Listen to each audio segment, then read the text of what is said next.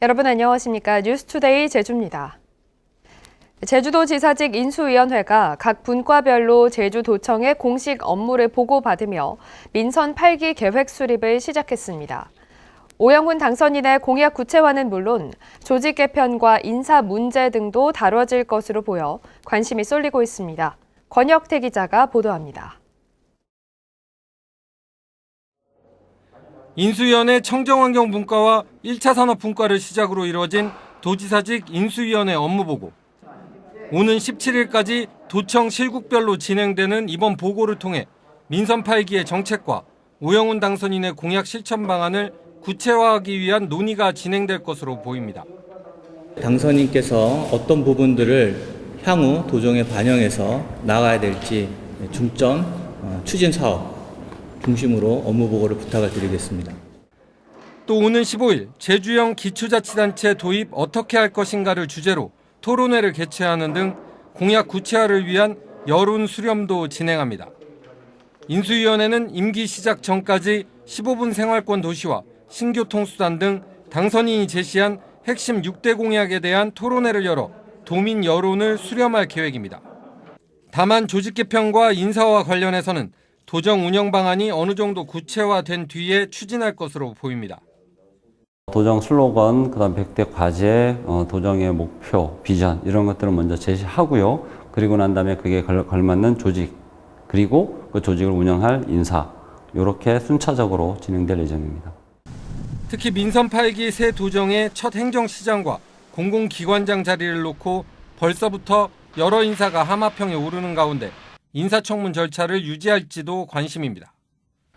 인수위원회가 본격적인 활동에 들어가면서 앞으로 민선 8기 도정의 구체적인 밑그림이 어떤 방식으로 나타날지 관심이 쏠리고 있습니다. MBC 뉴스 권혁태입니다. 제주도가 폐원한 감귤원 등 밭을 빌려주면 안정적인 수익을 보장해주겠다며 농가를 대상으로 태양광 발전 사업을 6년 전부터 추진했는데요. 사업에 참여했던 농가들이 막대한 개발 부담금만 떠안게 됐다며 집단 소송을 예고하고 나섰습니다. 김항섭 기자입니다.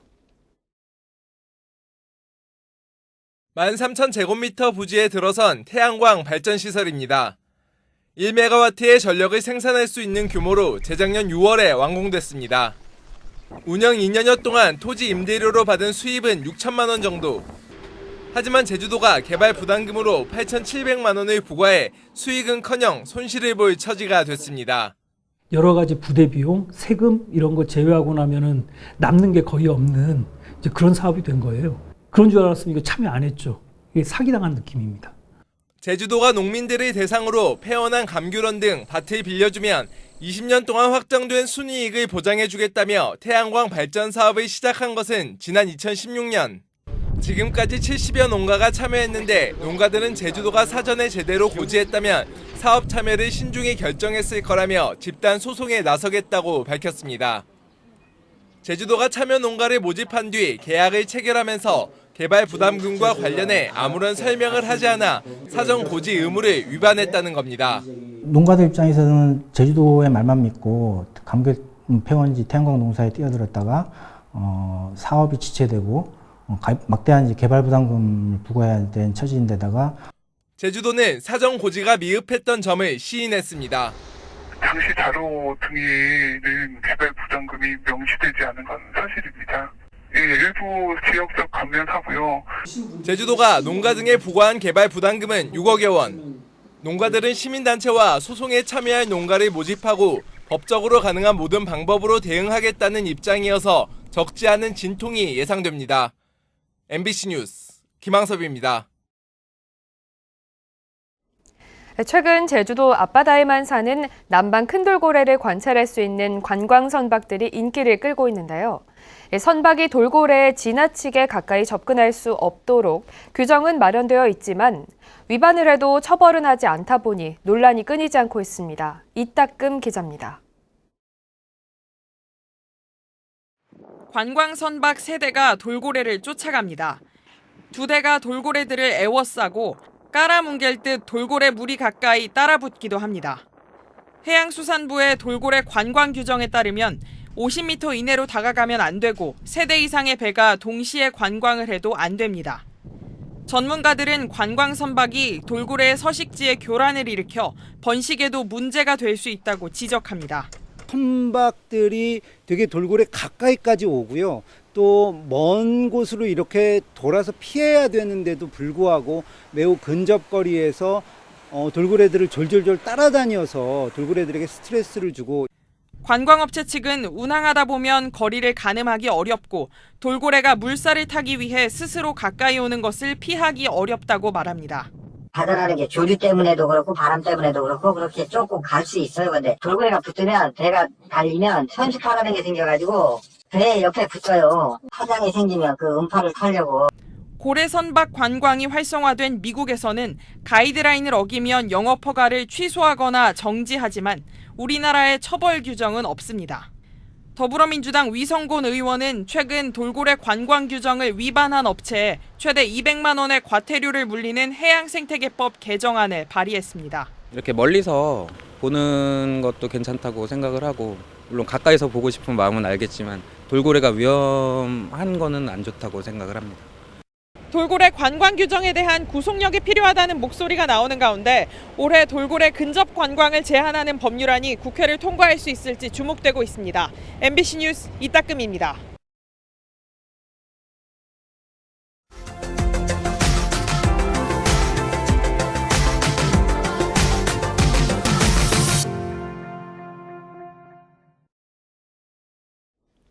노인들은 치매 증상이 시작되면 희미해지는 기억 때문에 모든 활동을 그만두고 우울증에 빠지는 경우가 많은데요. 오히려 치매 시작과 함께 그림 그리기를 시작해 자신의 기억을 소박하고 따뜻한 꽃 그림으로 남긴 한 할머니의 이야기를 목포 MBC 김진선 기자가 전합니다. 색색의 크레파스로 종이 한가득 채워낸 찬란하고 화려한 꽃밭. 어린아이가 그린 듯 투박해 보이기도 하지만 나무와 꽃들에는 생명력과 따뜻함이 넘칩니다. 10년 전 치매 진단을 받고 우울증을 앓던 김점순 할머니가 그린 그림들입니다.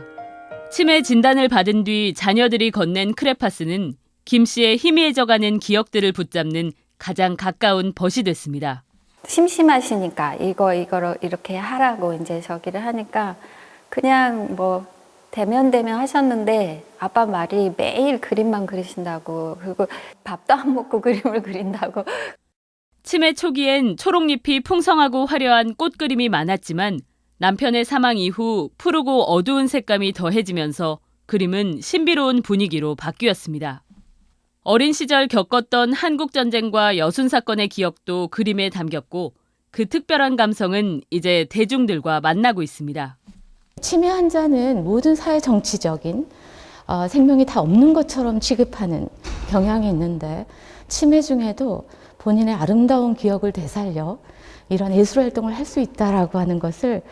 자신의 그림 전시회를 찾은 김 씨는 이제 치매가 심해져 자신이 그린 그림을 기억하지 못합니다.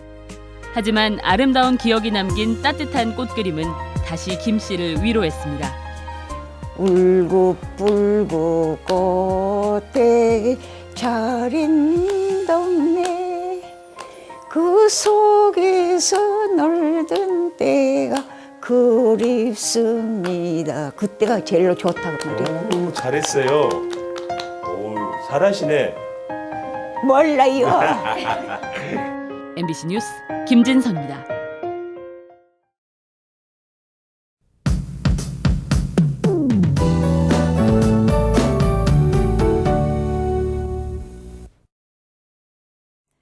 오늘도 저기압의 영향으로 하늘빛이 흐리겠습니다. 종일 약한 비도 이어지겠는데요. 바람도 초속 15m 내외로 강하게 불겠습니다. 화물 차량은 적재물 고정 다시 한번 확인하시고 주변 점검 잘 해주셔야겠습니다.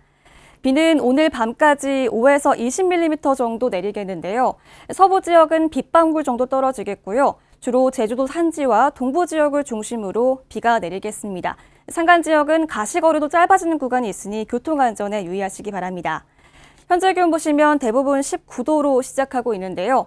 바람이 불어서 날이 선선합니다. 오늘도 가디건이나 얇은 겉옷 챙겨 나오시는 게 좋겠습니다. 한낮 기온은 어제와 비슷하겠습니다. 북부 지역 21도, 동부 지역 22도, 서부와 남부 지역 23도가 예상됩니다. 도서 지역도 종일 흐린 가운데 추자도는 아침에 빗방울이 떨어지겠고요. 우도는 늦은 오후까지 비가 내리겠습니다. 현재 대부분 해상에 풍랑특보가 발효 중입니다. 제주도 동부와 북부 앞바다, 남해서부 서쪽 먼바다는 오늘 늦은 오후까지 비가 내리겠고요. 바람도 강하게 불겠습니다. 남쪽 먼바다는 오늘 밤까지 바람이 강하게 불겠습니다. 물결이 최고 4m까지 매우 높게 일겠습니다. 바람도 강한데 바닷물의 높이도 높은 기간이라서 해안가에서는 높은 파도가 예상됩니다. 해안가 안전사고에도 유의하셔야겠습니다.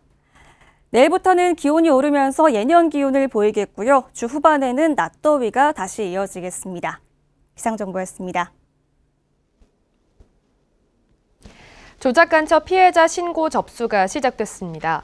제주도와 사단법인 제주민주화운동 사료연구소는 오는 8월 25일까지 간첩 조작 사건 피고인이나 1세대 유족을 대상으로 읍면동이나 연구소를 통해 피해자 신고를 받는다고 밝혔습니다.